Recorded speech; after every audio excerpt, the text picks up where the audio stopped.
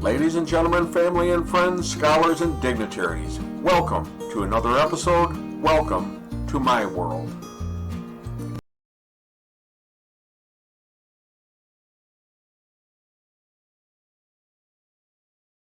Hello, friends. So, here is a very interesting story, and please listen to the very end because there is a valuable lesson that we can all learn from this. A woman saw a man sitting on the ground in a park across from a very busy city retail block. She walked up to him and said, "Good morning." The man slowly looked up. This was a woman clearly accustomed to some of the finer things in life. Her clothes were very nice, and she looked refined, very proper.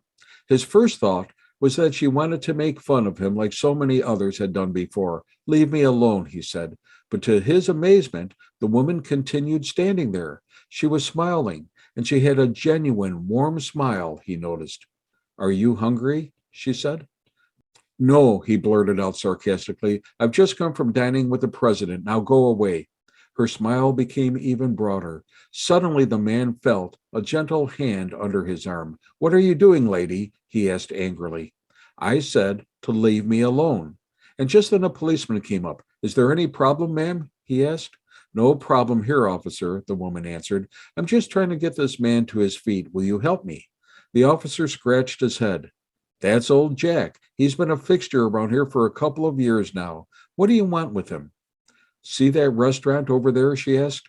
"I'm going to get him something to eat and get him out of the cold for a while."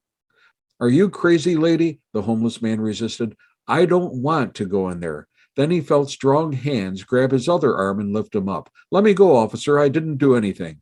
"This is a good deal for you, Jack," the officer answered. "Don't blow it."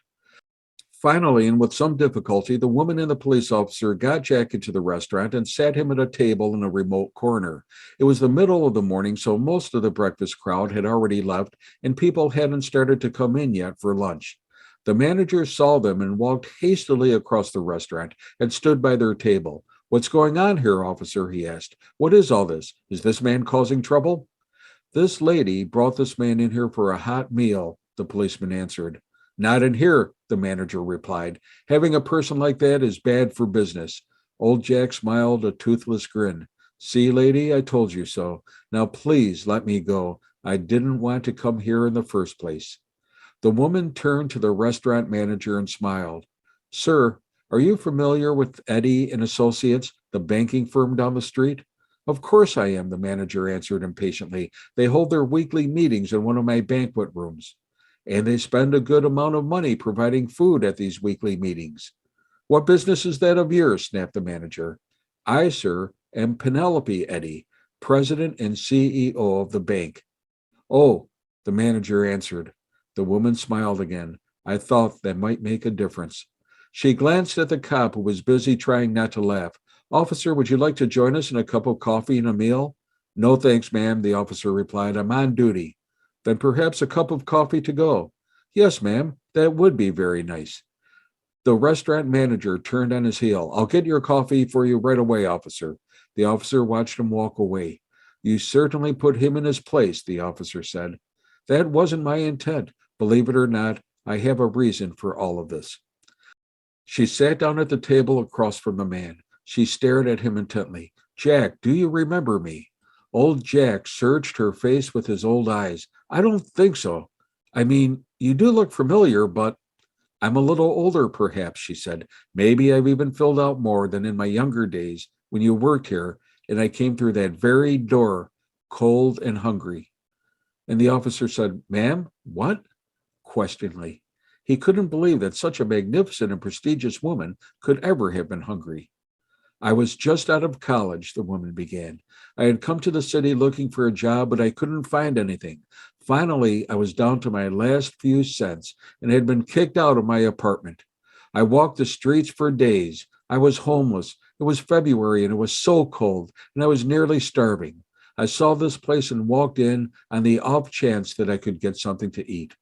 Jack lit up with a smile. "Now I remember," he said. "I was behind the serving counter. You came up and you asked me if you could work for something to eat, and I said that it was against company policy." "I know," the woman continued. And then you made me the biggest roast beef sandwich that I've ever seen. You gave me a cup of coffee and told me to go over a corner table and enjoy it. I was afraid that you'd get into trouble. Then, when I looked over, I saw you put the price of my food in the cash register. And then you even gave me $20 when I left. And I knew then that everything would be all right. Yes, I remember. So you started your own business? Old Jack said. I got a job that very afternoon. I worked my way up and eventually I started my own business that, with the help of God, prospered. She opened her purse and pulled out a business card. When you're finished here, I want you to pay a visit to a Mr. Lyons. He's the personnel director of my company. I'll go talk with him now, and I'm certain he'll find something for you in our office. And she smiled. I'm sure he might even find the funds to give you a little advance so that you can buy some clothes and get a place to live until you can get on your feet. And Jack, if you ever need anything, my door is always open to you.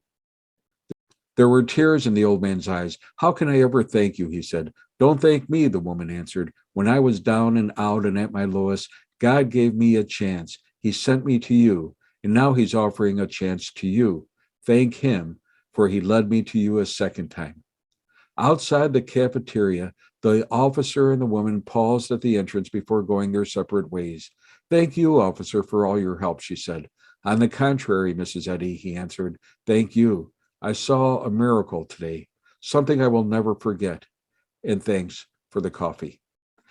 This is a very powerful story. It's a story about the miracles that happen to all of us every day and how one good deed, no matter how small, can be more significant than you may ever imagine. It's been said that you can't change the world, but you can change one person's world. Even a random act of kindness can set into motion positive feelings and attitudes that can change a person's life.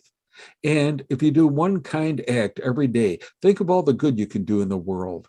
Maybe this is the way that God planted a ripple of goodness by you, spreading out and affecting others who themselves return the blessing by paying it forward.